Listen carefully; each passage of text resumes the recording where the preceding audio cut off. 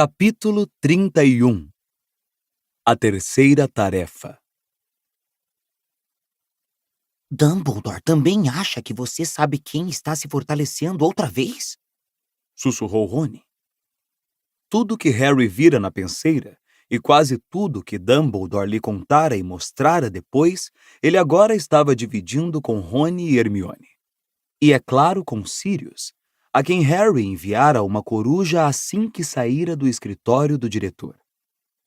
Mais uma vez, os três garotos ficaram acordados até tarde na sala comunal, discutindo os acontecimentos, até que a cabeça de Harry começou a rodar, até que ele compreendeu o que Dumbledore quisera dizer quando falara em uma cabeça ficar tão cheia de pensamentos que era um alívio esvaziá-la com um sifão. Rony ficou olhando fixamente para as chamas na lareira. Harry achou que o viu estremecer levemente, embora a noite não estivesse fria. E ele confia em Snape? Tornou a perguntar Rony.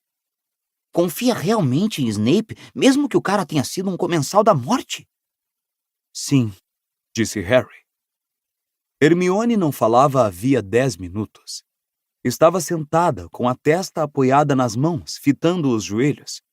Harry pensou que ela também faria bom uso de uma penseira. Rita Skeeter, Murmurou ela, finalmente. como é que você pode estar preocupada com ela agora? Indagou Rony, incrédulo. Não estou preocupada com ela. Respondeu Hermione para os próprios joelhos. Só estou pensando. Lembra o que ela me disse no Três Vassouras? Sei coisas sobre Ludo Bagman que a deixariam de cabelo em pé. Era a isso que ela estava se referindo, não é? Ela fez a cobertura do julgamento. Sabia que ele tinha passado informações para os comensais da morte. E o Wink também, lembra? O Sr. Bagman é um bruxo malvado. O Sr. Crouch provavelmente ficou furioso quando Bagman se livrou da prisão e provavelmente comentou isso em casa. Mas Bagman não passou informações de propósito, passou? Hermione deu de ombros. E Fudge acha que Madame Maxime atacou Crouch? Perguntou Rony, se virando para Harry outra vez. É, respondeu Harry. Mas só está dizendo isso porque o Sr. Crouch desapareceu perto da carruagem da Bobaton. Nunca pensamos nela, não é mesmo? Disse Rony lentamente. E olhem que ela positivamente tem sangue de gigante e não quer nem admitir. Claro que não, Disse Hermione secamente, erguendo os olhos. Olha só o que aconteceu com Hagrid quando a Rita descobriu quem era a mãe dele. Olha só o Fudge tirando conclusões apressadas sobre ela só porque a mãe é meio gigante. Quem precisa desse tipo de preconceito? Eu provavelmente diria que tinha ossos grandes se soubesse o que me esperava por dizer a verdade. Hermione consultou seu relógio de pulso. Não praticamos nada. Exclamou chocada. Íamos fazer a azaração de impedimento. Amanhã temos que meter as caras nela pra valer. Vamos, Harry, você precisa descansar. Os dois garotos subiram lentamente para o dormitório. Enquanto vestia o pijama, Harry olhou para a cama de Neville. Fiel à palavra dada a Dumbledore, não falara a Rony e Hermione sobre os pais do garoto. Depois que tirou os óculos e se meteu na cama, ficou imaginando como devia ser a pessoa ter pais vivos, mas incapazes de reconhecê-la. Ele sempre despertava simpatia nos estranhos por ser órfão, mas ao escutar os roncos de Neville, concluiu que o colega a merecia muito mais do que ele. Deitado no escuro, Harry sentiu um assomo de raiva e ódio contra as pessoas que haviam torturado o Sr. e a Sra. Longbottom. Lembrou-se dos risos e caçoadas dos espectadores quando o filho de Crouch e os companheiros foram arrastados para fora do tribunal pelos dementadores. Compreendeu o que sentiram. Então lembrou-se do rosto extremamente branco do garoto que gritava e percebeu, com um sobressalto, que ele morrera no ano seguinte. Fora Voldemort, pensou Harry, fitando no escuro o dossel da cama. Tudo acabava apontando para Voldemort. Ele é quem tinha separado aquelas famílias, quem tinha arruinado todas aquelas vidas. Ron e Hermione precisavam estar revisando as matérias para os exames, que terminariam no dia da terceira tarefa. Em lugar disso, estavam devotando todas as energias a ajudar Harry a se preparar. Não se preocupe, Disse Hermione brevemente quando Harry comentou isso com eles e disse que não se importava de continuar a praticar sozinho. pelo menos vamos tirar notas máximas em defesa contra as artes das trevas. Nunca teríamos descoberto tantas azarações em aula. Bom treinamento para quando formos aurores. Comentou Rony excitado, experimentando uma azaração de impedimento em uma vespa que entrara zumbindo na sala e fazendo-a estacar no ar. Quando entrou o mês de junho, a atmosfera do castelo se tornou mais uma vez elétrica e tensa. Todos aguardavam com ansiedade a terceira tarefa, que se realizaria uma semana antes do fim do trimestre. Harry praticava azarações em todos os momentos de folga. Sentia-se mais confiante com relação a esta tarefa do que a qualquer das anteriores. Mas apesar de difícil e perigosa, como certamente seria, Moody tinha razão. Harry conseguira passar por criaturas monstruosas e atravessar barreiras mágicas antes, e desta vez recebera aviso. Tivera a chance de se preparar para aquilo que o aguardava. Cansada de surpreendê-los por toda a escola, a professora Minerva dera a Harry permissão para usar a sala de transfiguração vazia à hora do almoço. Ele não tardou a dominar a azaração de impedimento, um feitiço para retardar e obstruir atacantes. O feitiço redutor lhe permitiria explodir objetos sólidos em seu caminho, e o feitiço dos 4 pontos, uma descoberta útil de Hermione, que faria sua varinha apontar para o norte, permitindo-lhe assim verificar se estava se deslocando na direção certa dentro do labirinto. Mas ele ainda estava tendo problemas com o feitiço escudo. Este lançava uma parede temporária e invisível em torno dele e o protegia de pequenos feitiços. Hermione conseguiu desfazê-la com uma bem colocada azaração das pernas bambas. Harry bambeou pela sala uns bons 10 minutos, até a garota ter tido tempo para achar a contra-azaração. Mas você continua se saindo realmente bem, Disse Hermione, encorajando Harry e consultando a lista que fizera para arriscar o que ele já aprendera.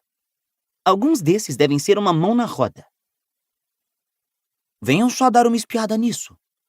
Disse Rony, que estava parado junto à janela. Contemplava os jardins. Que será que o Malfoy está aprontando? Harry e Hermione foram ver. Malfoy, Crabbe e Goyle estavam parados à sombra de uma árvore lá embaixo. Crabbe e Goyle pareciam estar vigiando alguma coisa. Os dois abafavam risinhos. Malfoy tampava a boca com a mão e falava para dentro dela. Parece até que ele está usando um walkie-talkie, Disse Harry, curioso. Não pode estar. Lembrou Hermione. Já disse a vocês dois que esse tipo de coisa não funciona em Hogwarts. Vamos, Harry. Acrescentou ela energicamente, dando as costas à janela e voltando ao meio da sala. Vamos experimentar outra vez o feitiço escudo. Sirius agora mandava corujas diariamente. Do mesmo modo que Hermione, ele parecia querer se concentrar em fazer Harry concluir a última tarefa, antes de se preocupar com outra coisa. Em cada carta, ele lembrava ao afilhado que fosse o que fosse que acontecesse fora dos muros de Hogwarts, não era responsabilidade do garoto, nem estava em seu poder influenciar nada. Se Voldemort está realmente voltando a se fortalecer, escreveu ele, minha prioridade é garantir a sua segurança. Ele não pode sequer alimentar esperanças de pegá-lo enquanto você estiver sob a proteção de Dumbledore. Mas mesmo assim, não corra riscos. Concentre-se em atravessar esse tal labirinto em segurança. Depois poderemos voltar nossa atenção para outros assuntos. O nervosismo de Harry foi crescendo à medida que o dia 24 de junho se aproximava. Mas nem tanto quanto nas tarefas anteriores. Por um lado, ele se sentia confiante de que desta vez fizera tudo o que pudera para se preparar para a tarefa. Por outro, Esse era o último esforço. E independentemente de se dar bem ou mal, o torneio enfim terminaria, o que seria um enorme alívio. O café foi uma reunião barulhenta à mesa da Grifinória, na manhã da terceira tarefa. O Correio Coruja apareceu, trazendo para Harry um cartão de boa sorte de Sirius. Era apenas um pedaço de pergaminho dobrado com a impressão de uma pata enlameada, mas Harry gostou assim mesmo. Uma coruja das torres chegou trazendo para Hermione seu exemplar do Profeta Diário, como habitualmente. Ela abriu o jornal, deu uma olhada na primeira página e cuspiu a boca cheia de suco de abóbora, sujando todo o jornal. Que foi? Que foi? Exclamaram Harry e Rony juntos, olhando para a garota. Nada, Disse Hermione depressa, tentando esconder o jornal, mas Rony agarrou-o. Ele arregalou os olhos para a manchete e disse: nem pensar. Hoje não, essa vaca velha. Que foi? Perguntou Harry. Rita Skeeter de novo? Não, respondeu Rony, e do mesmo modo que Hermione tentou esconder o jornal. Fala de mim, não é? Perguntou Harry. Não, Disse Rony num tom que não convencia ninguém. Mas antes que Harry pudesse pedir para ver o jornal, Draco Malfoy gritou lá da mesa da Sonserina, do outro lado do salão. Ei, Potter! Potter! Como é que está a sua cabeça? Você está se sentindo legal? Tem certeza de que não vai endoidar pra cima da gente? Malfoy segurava um exemplar do Profeta Diário também. Os alunos ao redor da mesa da Sonserina deram risadinhas e se viraram nas cadeiras para ver a reação de Harry. Me deixa ver isso, pediu Harry a Rony. Me dá isso aqui. Com muita relutância, Rony entregou o jornal. Harry virou e deparou com a própria foto sob uma gigantesca manchete. Harry Potter perturbado e perigoso. O garoto que derrotou aquele que não deve ser nomeado encontra-se instável e possivelmente perigoso, escreve nossa repórter especial Rita Skeeter. Há poucos dias vieram à luz provas assustadoras do estranho comportamento de Harry Potter, que lançam dúvidas sobre suas qualificações para competir em um torneio rigoroso como o Tribruxo, ou até mesmo para frequentar a escola de Hogwarts. O Profeta Diário está em condições de afirmar, com exclusividade, que Potter regularmente desmaia na escola e com frequência se queixa de dor na cicatriz que tem na testa, relíquia de um feitiço com que você sabe quem tentou matá-lo. Na última segunda-feira, no meio de uma aula de adivinhação, a repórter de Profeta Diário presenciou a saída intempestiva de Potter da sala de aula, dizendo que sua cicatriz o incomodava em demasia para que pudesse continuar em classe. É possível, dizem os maiores especialistas do Hospital St. Mungo's para doenças e acidentes mágicos, que o cérebro de Potter tenha sido afetado pelo ataque que sofreu de você sabe quem, e que sua insistência em dizer que a cicatriz continua a doer seja uma expressão de sua arraigada confusão. Talvez até esteja fingindo, opinou um especialista, o que poderia ser um mecanismo para receber atenção.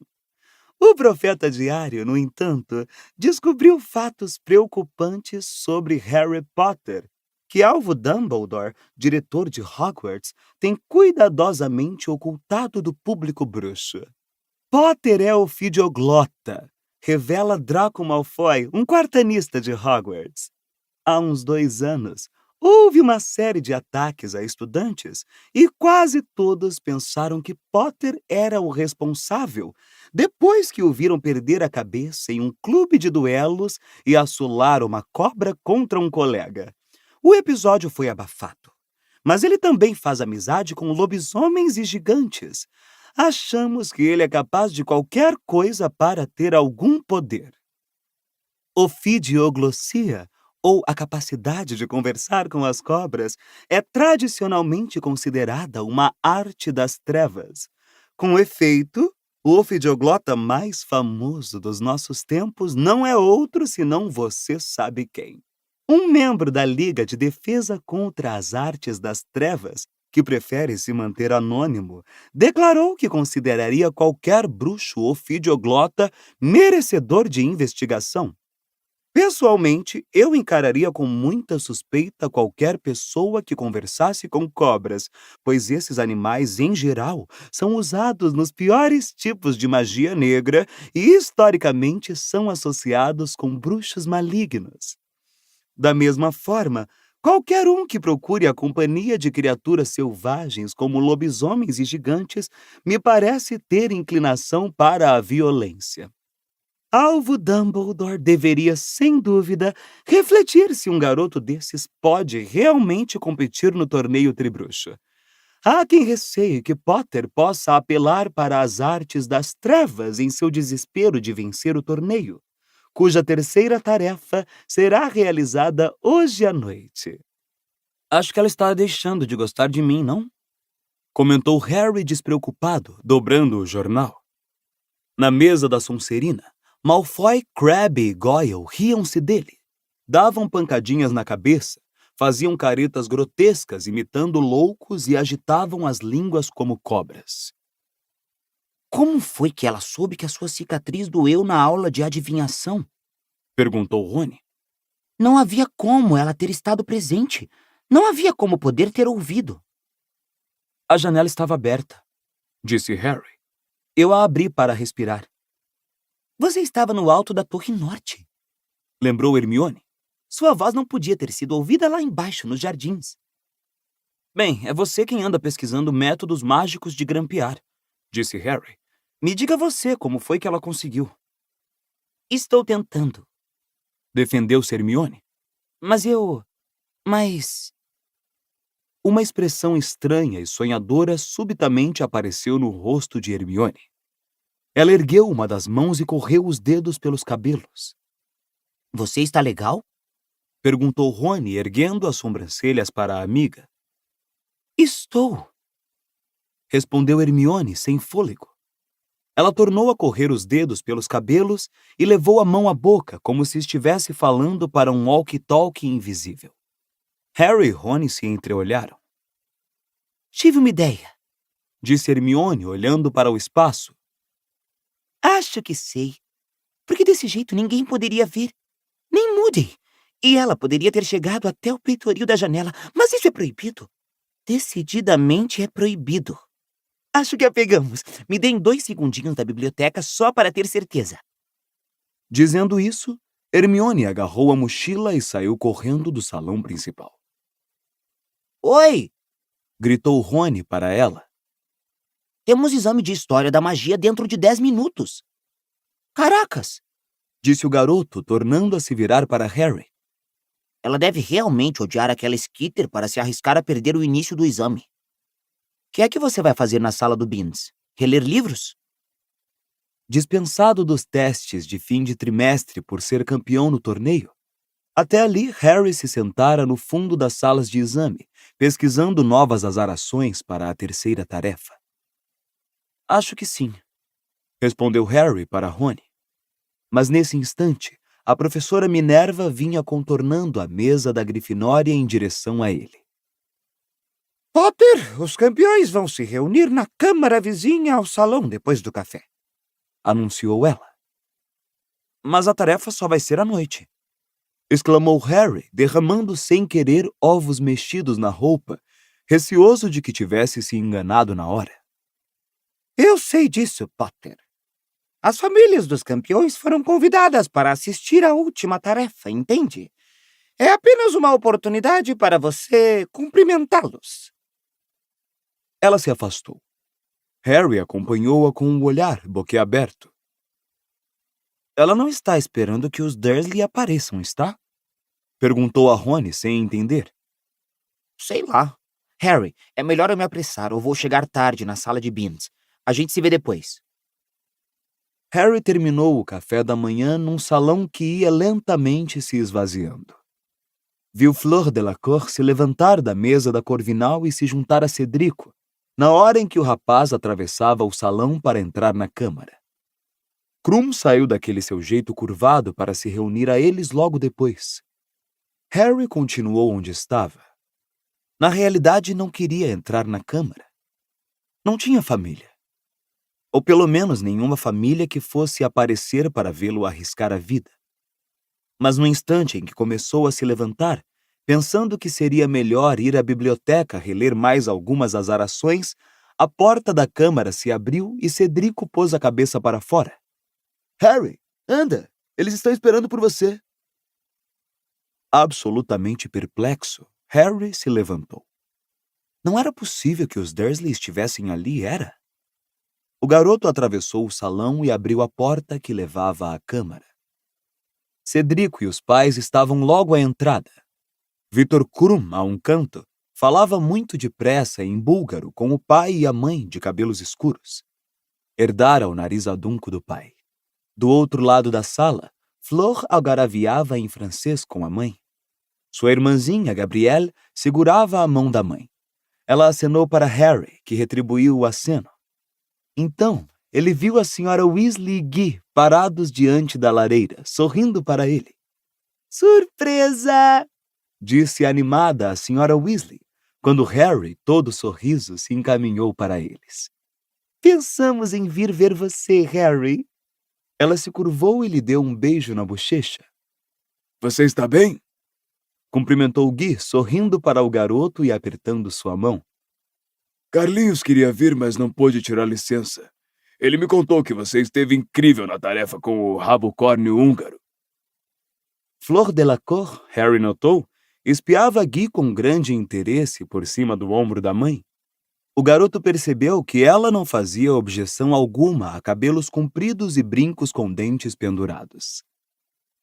Foi muita gentileza da senhora, murmurou Harry à senhora Weasley. Pensei por um momento, os Dursley. Resmungou a senhora Weasley contraindo os lábios. Ela sempre se abstinha de criticar os Dursley diante de Harry, mas seus olhos faiscavam sempre que eles eram mencionados. Estou achando o máximo voltar aqui, comentou Guy, correndo os olhos pela câmara. Violeta, a amiga da mulher gorda, piscou para ele lá do seu quadro. Não revejo a escola há 5 anos. Aquele quadro do Cavaleiro Doidão ainda está por aí? Sir Cadogan. Ah, está, respondeu Harry, que conhecera Sir Cadogan no ano anterior. E a mulher gorda? Indagou Guy. Ela já estava aqui no meu tempo, comentou a senhora Weasley. Ela me passou um carão daqueles uma noite em que eu vinha voltando para o dormitório às 4 horas da manhã. E o que é que a senhora estava fazendo fora do dormitório às 4 horas da manhã? Perguntou Guy, olhando a senhora Weasley admirado. Ela sorriu, os olhos cintilando. Seu pai e eu saímos para dar um passeio à noite. Ele foi pego por Apolíneo Pringle. Era o zelador naquela época. Seu pai ainda tem as marcas. Quer fazer o tour da escola com a gente, Harry? Perguntou Guy. Ah, ok, disse Harry, e os 3 se dirigiram à porta que levava ao salão principal. Ao passarem por Amos Diggory, o bruxo se virou. Aí está você, não é? Disse ele, olhando Harry de alto a baixo. Aposto como não está se sentindo tão cheio de si agora que Cedrico superou a sua pontuação, não? Quê? Exclamou Harry. Não dê atenção a ele. Pediu Cedrico a Harry em voz baixa, erguendo as sobrancelhas para o pai. Ele anda aborrecido desde o artigo da Rita Skeeter sobre o torneio tribruxo, sabe? Porque ela fez de conta que você era o único campeão de Hogwarts. Mas ele não se deu ao trabalho de corrigi-la, não é? Disse Amos Diggory, em voz suficientemente alta para Harry ouvir quando ia se encaminhando para a porta com a senhora Weasley e Guy. Mas você vai mostrar a ele, Ced. Já o venceu uma vez, não foi?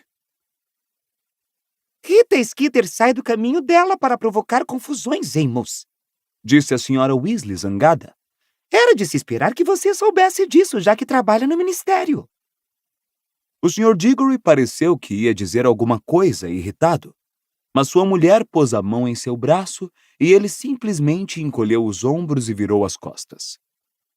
Harry teve uma manhã muito agradável, passeando pela propriedade ensolarada com Guy e a Sra. Weasley, mostrando-lhes a carruagem Bobaton e o navio Durmstrang. A Sra. Weasley se mostrou intrigada com o salgueiro lutador, que fora plantado depois que ela terminara a escola, e lembrou-se longamente do guarda-caça antes de Hagrid, um homem chamado Og. "Como vai o Percy?" perguntou Harry quando davam a volta às estufas. Nada bem. Respondeu Guy. Ele está muito aborrecido, Disse a Sra. Weasley, baixando a voz e olhando para os lados. O Ministério quer abafar o desaparecimento do Sr. Crouch. E Percy foi convocado para o interrogatório sobre as instruções que o Sr. Crouch tem lhe mandado. Aparentemente, o Ministério pensa que elas talvez não tenham sido escritas por Crouch. Percy está sob uma enorme tensão. Não vão deixá-lo substituir o chefe como quinto juiz hoje à noite. Cornélio Fudge virá fazer isso. Os três voltaram ao castelo para almoçar. Mamãe? Gui? Exclamou Rony, fazendo cara de espanto ao se reunir à mesa da Grifinória. O que é que vocês estão fazendo aqui? Viemos assistir à última tarefa do Harry, Disse a Sra. Weasley, animada. Devo confessar, é uma bela mudança não ter que cozinhar. Como foi o seu exame? Ah, ok. Não consegui me lembrar dos nomes de todos os duendes rebeldes, por isso inventei alguns. Tudo bem. Acrescentou, servindo-se de um pastel galês sob o olhar severo da mãe. Todos eles têm nomes tipo Bodrode o Barbudo, Urg o Impuro. Não foi difícil. Fred, Jorge e Gina vieram fazer companhia a eles também, e Harry se divertiu tanto que quase se sentiu de volta à toca. Esquecera-se de se preocupar com a tarefa da noite, e somente quando Hermione apareceu, já na metade do almoço, foi que ele se lembrou de que a garota tivera uma ideia sobre Rita Skeeter. Vai nos contar? Hermione balançou a cabeça num aviso e olhou para a Sra. Weasley. Olá, Hermione. Disse a Sra. Weasley, muito mais formalmente do que de costume. Olá. Respondeu a garota, seu sorriso hesitante diante da expressão fria no rosto dela. Harry olhou para as duas, em seguida disse. Sra. Weasley, a senhora não acreditou naquele besteirol que a Rita Skeeter escreveu no Semanário das Bruxas, acreditou? Porque Hermione não é minha namorada. Ah, Exclamou a Sra. Weasley. não, é claro que não. Mas ela se tornou bem mais calorosa para com Hermione depois disso. Harry, Guy e a Sra. Weasley passaram a tarde em um longo passeio ao redor do castelo. Depois voltaram ao salão principal para o banquete da noite. Ludo Bagman e Cornélio Fudge haviam se sentado à mesa dos professores. Bagman parecia bem animado, mas Cornélio Fudge, ao lado de Madame Maxime, estava sério e calado. Madame Maxime se concentrava no prato à sua frente, e Harry achou que seus olhos pareciam vermelhos. Hagrid não parava de olhar para os lados dela na mesa. Havia mais pratos do que de costume, mas o garoto, que estava começando a se sentir realmente nervoso, não comeu muito. Quando o teto encantado no alto começou a desbotar de azul para um violáceo crepuscular, Dumbledore se ergueu à mesa dos professores e fez-se silêncio. Senhoras e senhores, dentro de 5 minutos, vou pedir a todos que se encaminhem para o estádio de quadribol para assistir à terceira e última tarefa do torneio tribruxo. Os campeões, por favor, queiram acompanhar o Sr. Bagman ao estádio agora. Harry se levantou. Todos os colegas da Grifinória o aplaudiram. Os Weasley e Hermione lhe desejaram boa sorte, e ele se dirigiu à porta do salão principal com Cedrico, Flor e Krum. Está se sentindo bem, Harry? Perguntou Bagman quando desciam os degraus de entrada para os jardins. Confiante? Estou ok. Era um pouco verdade. Estava nervoso, mas não parava de repassar mentalmente todas as azarações e feitiços que praticara enquanto andavam, e a ideia de que era capaz de lembrar de todos eles o fazia se sentir melhor. Os campeões entraram no estádio de quadribol, que estava totalmente irreconhecível. Uma sebe de 6 metros corria a toda a volta. Havia uma abertura bem diante deles, a entrada para o imenso labirinto. A passagem além parecia escura e sinistra. 5 minutos mais tarde, as arquibancadas começaram a se encher. O ar vibrou com as vozes excitadas e o ruído dos pés de centenas de estudantes que ocupavam seus lugares. O céu se tornara azul profundo e límpido, e as primeiras estrelas começavam a surgir. Hagrid, o professor Moody, a professora Minerva e o professor Flitwick entraram no estádio e se aproximaram de Bagman e dos campeões. Usavam grandes estrelas vermelhas e luminosas nos chapéus, todos exceto Hagrid, que carregava a dele nas costas do colete de pele de toupeira. Vamos patrulhar o lado externo do labirinto, disse a professora aos campeões. Se estiverem em apuros e quiserem ser socorridos, disparem faíscas vermelhas para o ar e um de nós irá buscá-los. Entenderam? Os campeões confirmaram com um aceno de cabeça. Podem começar, então, disse Bagman animado para os 4 patrulheiros. Boa sorte, Harry, sussurrou Hagrid, e os 4 saíram em diferentes direções para se postar em torno do labirinto. Bagman então apontou a varinha para a garganta e murmurou: Sonoros! E sua voz magicamente amplificada ressoou pelas arquibancadas. Senhoras e senhores, a terceira e última tarefa do torneio Tribruxo está prestes a começar. Deixem-me lembrar a todos o placar atual. Empatados em primeiro lugar, com 85 pontos cada, o Sr. Cedrico e o Sr. Harry Potter, os 2 da escola de Hogwarts. Os vivas e as palmas fizeram os pássaros saírem voando além da floresta proibida para o céu crepuscular. Em segundo lugar, com 80 pontos, o Sr. Victor Krum, do Instituto Durmstrang. Mais aplausos. E em terceiro lugar, a Senhorita Fleur Delacour, da Academia de Beauxbatons. Harry conseguiu apenas reconhecer a Sra. Weasley, Guy, Rony e Hermione aplaudindo Fleur educadamente, mais ou menos no meio das arquibancadas. Ele acenou para os amigos, que retribuíram o aceno sorrindo. Então, quando eu apitar, Harry e Cedrico, anunciou Bagman. 3, 2, 1. O bruxo soprou com força ao apito, e Harry e Cedrico correram para a entrada do labirinto.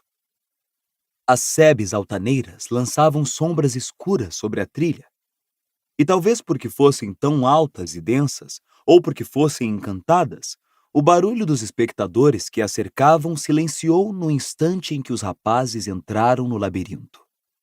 Harry quase se sentiu novamente embaixo d'água. Puxou a varinha, murmurou "Lumos!"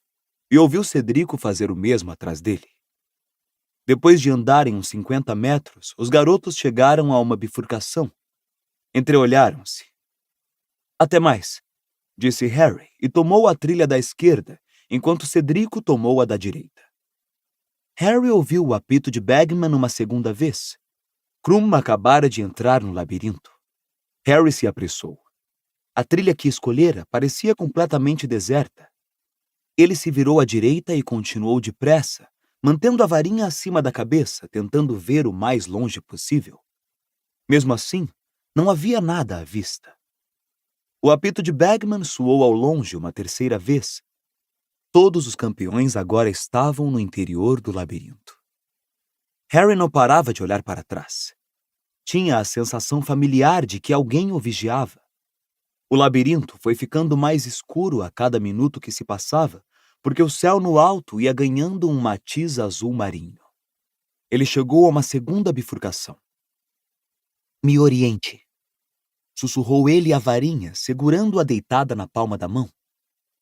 A varinha fez um giro completo e apontou para a direita, para a sebe maciça.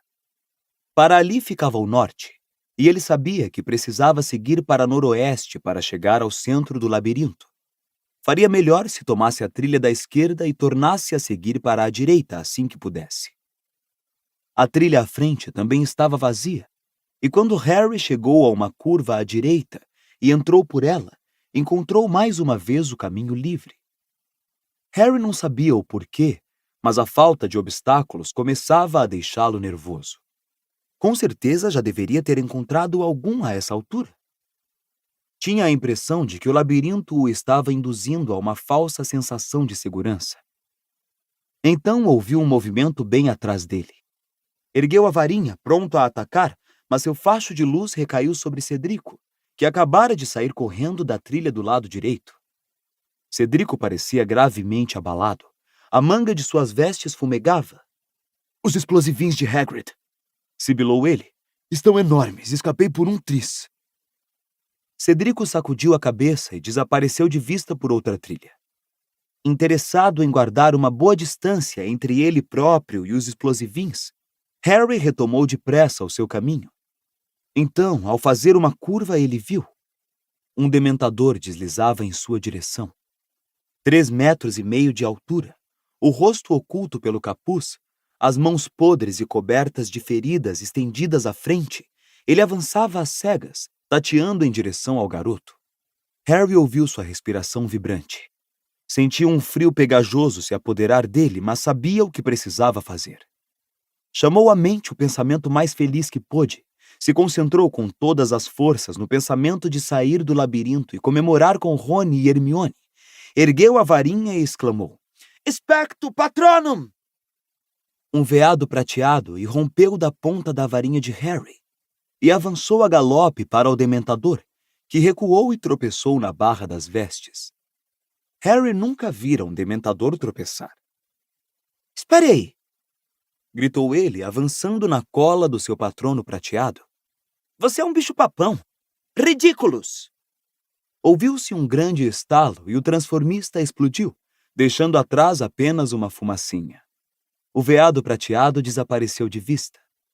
Harry desejou que ele tivesse podido ficar. Seria agradável ter uma companhia. Mas continuou o seu caminho o mais depressa e silenciosamente que pôde, apurando os ouvidos, a varinha mais uma vez erguida no alto. Esquerda, direita, novamente à esquerda.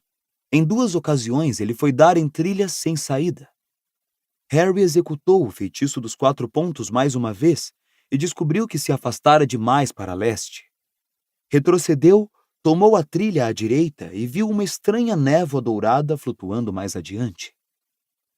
Aproximou-se cautelosamente, apontando para a névoa o facho de luz da varinha. Parecia algum tipo de encantamento. Ele se perguntou se seria capaz de explodi-la para desimpedir o caminho. "Reducto!" ordenou. O feitiço atravessou a névoa, deixando-a intacta. O garoto concluiu que devia ter sabido. O feitiço redutor só servia para objetos sólidos. O que aconteceria se ele atravessasse a névoa? Valeria a pena arriscar ou deveria retroceder? Ele ainda hesitava quando um grito rompeu o silêncio. "Flor!" berrou Harry. Silêncio. Ele olhou para todos os lados. O que acontecera com a garota? Seu grito parecia ter vindo de algum lugar à frente. O garoto inspirou profundamente e atravessou a névoa encantada. O mundo virou de cabeça para baixo. Harry ficou pendurado no chão, os cabelos em pé, os óculos balançando fora do nariz, ameaçando cair no céu infinito. Ele o segurou na ponta do nariz e continuou pendurado ali, aterrorizado. Tinha a sensação de que seus pés estavam grudados na grama, que agora se transformara em teto. Abaixo, o céu pontilhado de estrelas se estendia infinitamente. Harry sentiu que se tentasse mexer um pé, despencaria da terra de vez. "Pense", disse a si mesmo, enquanto todo o seu sangue afluía à cabeça. "Pense." Mas nenhum dos feitiços que praticara se destinava a combater uma repentina inversão de terra e céu. Ousaria mexer um pé? Ele ouviu o sangue latejar com força em seus ouvidos. Tinha 2 opções: tentar se mexer ou disparar faíscas vermelhas e ser socorrido e desqualificado da tarefa. Harry fechou os olhos para evitar contemplar o espaço infinito abaixo dele e puxou o pé direito com toda a força que pôde do teto gramado. Imediatamente o mundo se endireitou. Harry caiu para a frente de joelhos num chão maravilhosamente sólido. Sentiu-se por algum tempo mole de susto. Inspirou profundamente para se firmar. Então, tornou a se levantar e avançou correndo, lançando olhares para trás por cima do ombro enquanto fugia da névoa dourada, que piscou para ele inocentemente ao luar. O garoto parou na junção de duas trilhas e olhou para os lados à procura de algum sinal de flor. Tinha certeza de que fora a garota que ouvira gritar. Com que será que ela deparara? Estaria bem? Não havia faíscas vermelhas no alto. Será que isto significava que conseguira se livrar do problema? Ou estaria em tal apuro que nem conseguira apanhar a varinha? Harry tomou a trilha à direita com uma sensação de crescente inquietação. Mas, ao mesmo tempo, não conseguiu deixar de pensar. Menos um campeão. A taça estava em algum lugar ali perto, e pelo jeito Flor não estava mais competindo. Ele chegara até ali, não chegara? E se de fato conseguisse vencer? Por um instante fugaz, e pela primeira vez desde que se fora feito campeão, ele reviu aquela imagem de si mesmo erguendo a taça do tribruxo diante do resto da escola. Por uns 10 minutos não encontrou nada, exceto trilha sem saída. 2 vezes tomou a mesma trilha errada. Finalmente encontrou um novo caminho e começou a andar depressa por ele, a luz da varinha oscilando, fazendo sua sombra bruxulear e se distorcer pelos lados da sebe. Então ele virou mais uma vez e deu de cara com um explosivinho. Cedrico tinha razão. Era enorme. 3 metros de comprimento, lembrava mais um escorpião gigante do que qualquer outra coisa. Seu longo ferrão estava revirado para trás. A grossa armadura refulgia à luz da varinha que Harry apontava para ele. Estupefaça! O feitiço bateu no escudo do explosivinho e ricocheteou. Harry se abaixou bem a tempo, mas sentiu cheiro de cabelos queimados. Chamuscara o cocuruto da cabeça. O explosivinho soltou um jorro de chamas da cauda e voou para cima do garoto. Impedimenta! Berrou Harry. O feitiço bateu mais uma vez no escudo do explosivinho e voltou.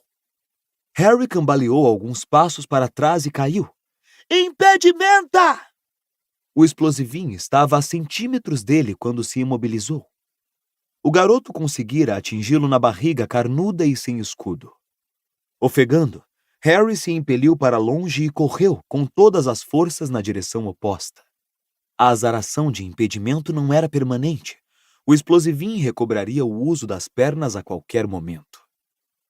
Harry seguiu pela trilha da esquerda e não encontrou saída. Seguiu pela da direita e tampouco encontrou saída. Obrigando-se a parar com o coração acelerado, ele executou mais uma vez o feitiço dos 4 pontos. Retrocedeu e escolheu uma trilha que o levasse para noroeste. Já ia caminhando apressado pela nova trilha havia alguns minutos, quando ouviu alguma coisa na trilha paralela à sua que o fez estacar. Que é que você está fazendo? Berrou a voz de Cedrico. Que diabo você pensa que está fazendo? E então Harry ouviu a voz de Krum. Crucio! O ar se encheu repentinamente com os gritos de Cedrico. Horrorizado, Harry avançou correndo por sua trilha, tentando encontrar uma passagem para a de Cedrico. Quando não apareceu nenhuma, ele tentou novamente o feitiço redutor. Não foi eficiente, mas queimou um buraquinho na sebe, pelo qual Harry enfiou a perna, chutando os galhos emaranhados até eles cederem, deixando uma abertura. Com esforço, Harry a atravessou, rasgando as vestes, e ao olhar para a direita, viu Cedrico se debatendo e se contorcendo no chão, sob o olhar de Krum. Harry se endireitou e apontou a varinha para Krum na hora em que o rapaz ergueu a cabeça. Krum deu as costas e começou a correr. Estupefaça! Berrou Harry. O feitiço atingiu Krum pelas costas. Ele parou instantaneamente, caiu de borco e ficou imóvel, com a cara na grama. Harry correu para Cedrico, que parara de se contorcer, mas continuava deitado no chão, arfando, as mãos cobrindo o rosto. Você está bem? Perguntou Harry rouco, agarrando Cedrico pelo braço. Estou, ofegou ele. Eu não acredito. Ele se aproximou de mim pelas costas. Eu ouvi. Quando me virei, ele estava empunhando a varinha apontada para mim. Cedrico se levantou. Ainda tremia. Ele e Harry olharam para Krum. Eu não acredito. Achei que ele era legal, comentou Harry contemplando Krum. Eu também. Você ouviu Flor gritar há algum tempo? Ouvi. Você acha que Krum a pegou também? Não sei, disse Harry lentamente. Vamos deixá-lo aqui? Perguntou Cedrico. Não, disse Harry. Acho que devíamos disparar faíscas vermelhas. Alguém virá apanhá-lo. Do contrário, ele provavelmente será comido por um explosivinho. E seria bem merecido, murmurou Cedrico, mas ainda assim ergueu a varinha e disparou uma chuva de faíscas vermelhas para o ar, que pairaram sobre Krum, marcando o local em que ele se encontrava. Harry e Cedrico ficaram ali no escuro por um momento, olhando a toda volta. Então Cedrico falou. Bem, suponho que seja melhor a gente ir. Quê? Ah, sim. Certo. Foi um momento estranho. Ele e Cedrico, unidos por breves instantes contra Krum. Agora, o fato de serem adversários ocorria a ambos. Eles continuaram pela trilha escura sem se falar. Então Harry virou-se para a esquerda e Cedrico para a direita. O ruído dos passos do rapaz não tardou a desaparecer. Harry seguiu o caminho, continuando a usar o feitiço dos 4 pontos para se certificar de que caminhava na direção correta. Agora a competição estava entre ele e Cedrico. O desejo de chegar à taça primeiro ardia em seu peito como nunca antes, mas ele não conseguia acreditar no que acabara de ver Krum fazer. O uso de uma maldição imperdoável em um ser humano significava uma sentença de prisão perpétua em Azkaban, fora o que Moody dissera. Krum com certeza não poderia ter desejado a taça tribruxo tanto assim. Harry se apressou. De vez em quando ele chegava à trilha sem saída, mas a escuridão crescente lhe dava a certeza de que estava se aproximando do centro do labirinto. Então, quando seguia por uma trilha longa e reta, ele mais uma vez percebeu um movimento, e a luz de sua varinha incidiu sobre uma criatura extraordinária. Uma que ele só vira sob a forma de ilustração no seu O Livro Monstruoso dos Monstros. Era uma esfinge. Tinha o corpo de um enorme leão, grandes patas com garras e um longo rabo amarelado que terminava em um tufo de pelos castanhos. A cabeça, porém, era de mulher. Ela virou os olhos amendoados para Harry quando ele se aproximou. O garoto ergueu a varinha, hesitante. A esfinge não estava agachada como se fosse saltar, mas andava de um lado para outro da trilha, bloqueando seu avanço. Então falou, com uma voz profunda e rouca. Você está muito próximo do seu objetivo. O caminho mais rápido é passando por mim. Então será que a senhora podia se afastar, por favor? Disse Harry, sabendo qual seria a resposta. Não, disse ela, continuando a sua patrulha. Não, a não ser que você decifre o meu enigma. Se acertar de primeira, deixo-o passar. Se errar, eu o ataco. Permaneça em silêncio e eu o deixarei partir, ileso. O estômago de Harry escorregou alguns centímetros. Hermione é que era boa nesse tipo de coisa e não ele. O garoto avaliou suas chances. Se o enigma fosse muito difícil, ele podia se calar, ir embora sem se machucar e tentar encontrar um caminho alternativo para o centro. Ok, respondeu ele. Pode me dizer o enigma? A esfinge se sentou nos quartos traseiros, bem no meio da trilha, e recitou. Primeiro pense no lugar reservado aos sacrifícios, seja em que templo for. Depois, me diga que é que se desfolha no inverno e torna a brotar na primavera. E, finalmente, me diga qual é o objeto que tem som, luz e ar e flutua na superfície do mar. Agora junte tudo e me responda o seguinte. Que tipo de criatura você não gostaria de beijar? Harry encarou-a boquiaberto. Podia, por favor, repetir? Mais devagar? Pediu, hesitante. A esfinge pestanejou, sorriu e repetiu o enigma. Todas as pistas levam ao nome da criatura que eu não gostaria de beijar? Perguntou Harry. A esfinge meramente sorriu, aquele sorriso misterioso. Harry interpretou-o como um sim. Começou a pensar. Havia muitos animais que ele não gostaria de beijar. Seu pensamento imediato foi um explosivinho, mas alguma coisa lhe disse que não era a resposta correta. Ele teria que tentar decifrar as pistas. O lugar reservado aos sacrifícios, murmurou Harry, encarando a esfinge. Seja em que templo for. Seria um altar. Não, esta não seria a minha resposta. Uma ara. Vou voltar a isso depois. Poderia me dar a pista seguinte, por favor? O animal fabuloso repetiu as linhas seguintes do enigma. A última coisa a desaparecer no inverno e a reaparecer na primavera, nas árvores da floresta. Repetiu Harry. Não faço ideia. Árvores, galhos, rama... Pode me dizer o último trecho outra vez? Ela repetiu as últimas 4 linhas. O objeto que tem som, luz e ar e flutua na superfície do mar, disse Harry. Isso seria... Espere aí. Uma boia? A esfinge sorriu. Ara-rama, disse Harry. Agora era ele quem estava andando para lá e para cá.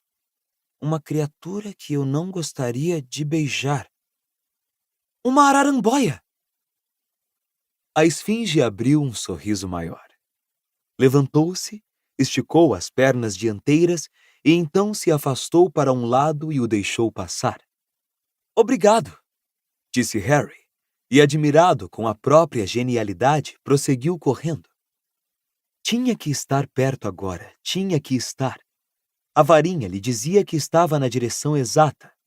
Desde que não deparasse com nada horripilante, ele poderia ter uma chance.